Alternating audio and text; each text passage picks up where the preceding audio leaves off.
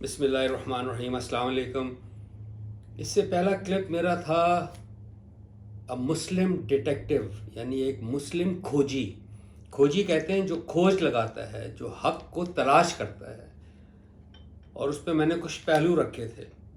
یہ اس زمن میں اس کا دوسرا پہلو ہے جو میں آپ کے سامنے لانا چاہتا ہوں. بات یہ ہے کہ اللہ نے قرآن میں ایک بہت زبردست آیت پیش کی ہے، میں آپ کے سامنے رکھنا چاہتا ہوں. وہ سورہ مومنون کی 23 سورت کی 53 آیت ہے. دیکھیے اللہ نے اس میں کیا فرمایا ہے. بس امتوں نے اپنے دین کو اپنے درمیان ٹکڑے ٹکڑے کر ڈالا.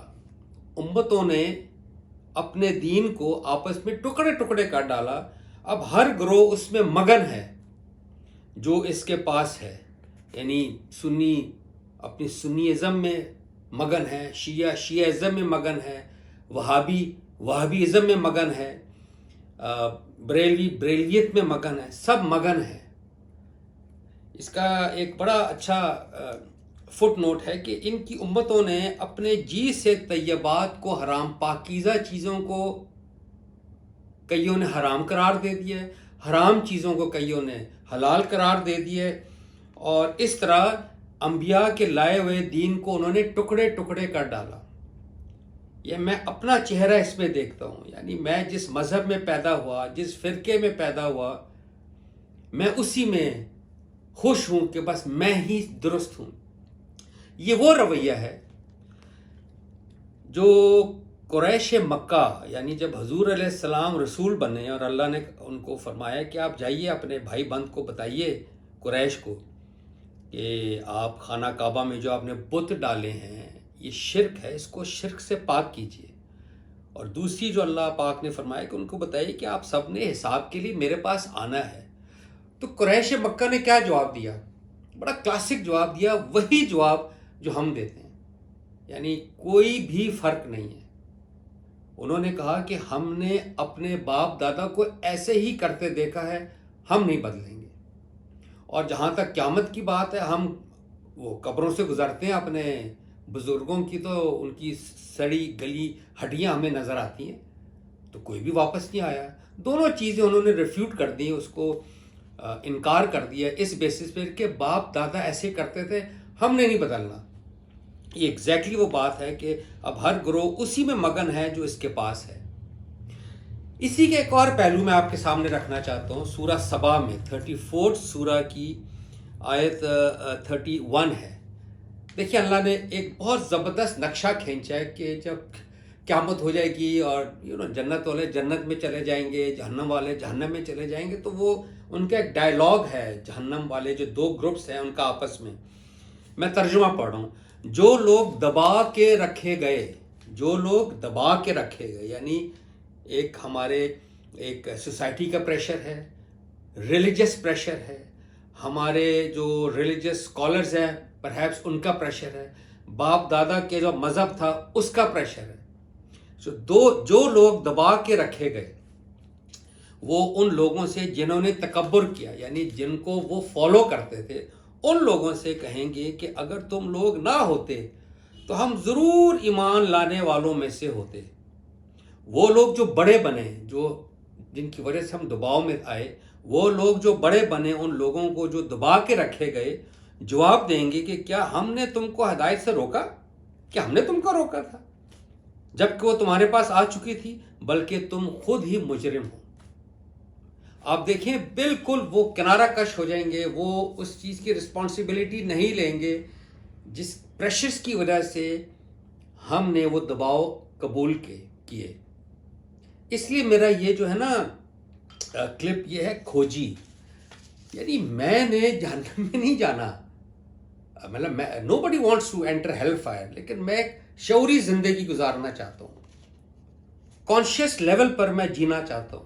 میں اپنی عقل کو یوز کر کے اپنے لیے خود فیصلہ کرنا چاہتا ہوں، کیونکہ محترم قیامت کے دن اللہ پاک نے قرآن میں کہہ دیا ہے کہ ہر انسان اکیلا میرے سامنے حاضر ہوگا.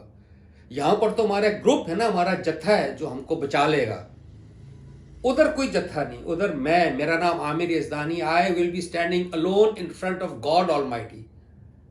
تو اس وقت تو یہ بہانہ نہیں چلے گا کہ میں تو اس کی وجہ سے ایسا ہو گیا، اس کی وجہ سے دب گیا. تو یعنی میں اس لیے کھوج لگاؤں گا. اسی لیے کہا جاتا ہے کہ حق کی جستجو واٹ از دا ٹروتھ، اس کی جستجو ہر شخص کی اپنی ذمہ داری ہے. اور حق کے واضح ہونے کے بعد، یعنی حق مجھے واضح ہو گیا، اس کے بعد اس پر عمل کرنا اپ ٹو مائی پوٹینشیل، وہ میری ذمہ داری ہے. یعنی دیکھیں، میں آپ سے عرض کرنا چاہتا ہوں، دنیا میں جب ہم کوئی علم حاصل کرتے ہیں، انجینئرنگ کا، میڈیسن کا، لا کا، اینی علم، ہم اچھے ٹیچرز ڈھونڈنا چاہتے ہیں. یعنی جب ہم حق کی تلاش کے لیے نکلیں گے، یقینی بات ہے ہم اپنے ریلیجس اسکالرز ہوں گے، جو علم والے لوگ ہوں گے، جو صالحین ہوں گے، ان سے ہم فیض حاصل کرنا چاہیں گے. تو میں بھی شاید کسی کو فالو کرتا ہوں یا کرتا رہا ہوں، یا مختلف فالوورز کو میں، مختلف ریلیجس اسکالرز کو میں سنتا رہا، فالو کرتا رہا، ABCD جو بھی ہیں. لیکن جو اس میں پہلو میں آپ کے سامنے رکھنا چاہتا ہوں، ان کا جو درجہ ہے، ان اسکالرز کا میکسیمم جو درجہ ہے وہ ایک استاد کا ہے. اس سے آگے 1% بھی ان کا کوئی درجہ نہیں ہے. I mean they are like teachers. Teachers can be good, teachers can be not so good. یعنی کچھ ٹیچرز ایسے ہیں ہماری زندگی میں، یا شخص ایسے ہوتے ہیں جن سے ہم فیض حاصل کرتے ہیں. ہم بیٹھتے ہیں، وی گیٹ پازیٹیو وائبس، ہماری عقل کو بات سمجھ آتی ہے. اسی لیے ہم ہر لحاظ سے جو 3 ایسے ہمارے، میں نے پچھلے اسکرپٹ میں بھی ذکر کیا ہے، 3 ایسے ایلیمنٹس ہمارے رویے ہیں جس سے ہم نے ہر صورت بچنا ہے، اس سے اوپر ہونا ہے، اس سے بالا تر ہونا ہے. ایک کیا چیز ہے؟ تعصب، پریجوڈس. کہ میں اگر شیعہ ہوں تو چونکہ میں کوئی سنی سے کوئی بات سن رہا ہوں تو میں نے پہلے سے ذہن میں بنا لیا چونکہ وہ سنی ہے میں نے اس کی بات ہی نہیں سننی، کیونکہ یہ تعصب ہے، کوئی پتہ نہیں وہ صحیح بات کر رہا ہوں. پھر دوسرا ہے تکبر. یعنی اگر میں نے اس کی بات سن لی اور میرے ضمیر نے، میری کانشینس نے مجھ کو بتا دیا کہ یہ تو بات بالکل درست کر رہے ہیں، یہ تو بالکل صحیح بات ہے، تو میں نے ریجیکٹ کر دیا حق کو جانتے بوجھتے.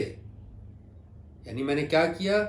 وہ بات جو میری عقل اور دلائل کی بنیاد پہ میرے ضمیر نے گواہی دی کہ یہ بات درست ہے، میں نے ریجیکٹ کر دی. اللہ پاک نے اس کے بارے میں قرآن میں ایک بات کہی ہے، میں آپ کے سامنے رکھ دیتا ہوں. سورہ اعراف ہے 7 سورہ کی آیت نمبر 40. اللہ کہتے ہیں جس نے استکبار کیا یا متکبر ہوا، جس نے یہ تکبر کیا، جس نے حق کو جانتے بوجھتے جس نے منہ موڑا. اللہ کہتے ہیں کہ اونٹ سوئی کے ناکے سے گزر سکتا ہے. A camel can pass through the eye of the needle، جس میں سے آپ دھاگا ڈالتے ہیں، لیکن تکبر کرنے والا، حق کو جانتے بوجھتے انکار کرنے والا جنت میں داخل نہیں ہو سکتا. تو ہر صورت لہٰذا میں نے کھوجی بننا ہے، میں نے ڈیٹیکٹیو بننا ہے. میں مسلمان ہوں، ایز اے مسلم ڈیٹیکٹیو. جو کچھ معاشرے نے مجھے دیا، جو کچھ میرے ماں باپ نے مجھے دیا، جو کچھ میرے ریلیجس اسکالرز نے مجھے دیا، میں نے ایک ایک چیز کی جانچ پڑتال ہر صورت کرنی ہے، عقل اور دلائل اور فطرت کی بیسس پہ. یہ ہو نہیں سکتا کہ میں آنکھ بند کر کے کسی کی بات کو مان لوں، یا آنکھ بند کر کے ایک اسکالر کو میں اندھی تقلید، جس کو بلائنڈ فالوئنگ کہتے ہیں، میں کرتا جاؤں.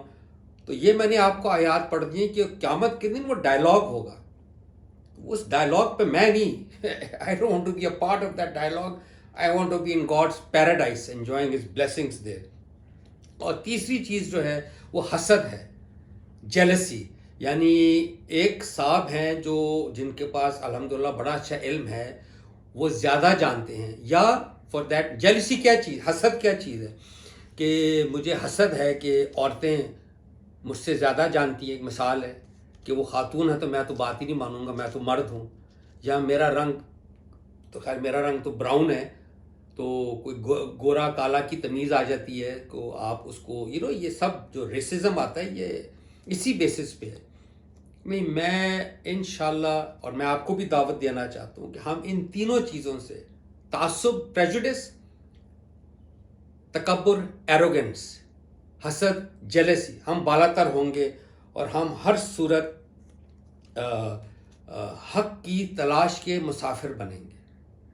یہ بہت ہی امپورٹنٹ، یہی ہماری زندگی کا مقصد ہے کہ ہم نے حق کی تلاش کا مسافر بنتے ہوئے، اپنی ضمیر کی آواز سنتے ہوئے ہم نے اللہ تک پہنچ جانا ہے قیامت کے دن، تاکہ ہم اپنے آپ کو ڈیفینڈ کر سکیں.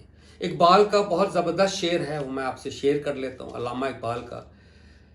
کیونکہ اگر آپ نے ضمیر کی بات سنی اور آپ قیامت کے دن اللہ کے ہاں حاضر ہو گئے، تو اقبال نے ایک نقشہ کھینچا کہ وہاں اللہ سے ایک ڈائلاگ ہوگا.